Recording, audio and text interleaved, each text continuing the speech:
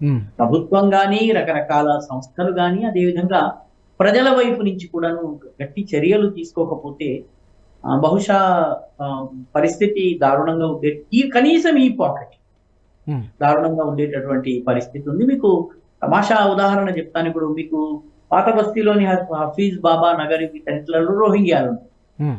ఎవరు కంప్లెయింట్ చేయాలి ఇక్కడ రోహింగ్యాలు ఉన్నారని? రోహింగ్యాలు ఉన్నారు అన్నది అక్కడ ఆ! నాలాంటి మీలాంటి ఆ! సగటు పౌరుడు కంప్లెయింట్ చేయాలి. అవును. అవును. అవును.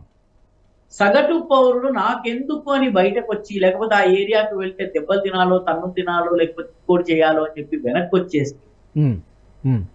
ఏజెన్సీలు ఏ రకంగా మనం అన్ని ప్రభుత్వానికి ఔట్‌సోర్స్ చేసేస్తున్నాం. అది తప్పంటాను నేను. హ్మ్.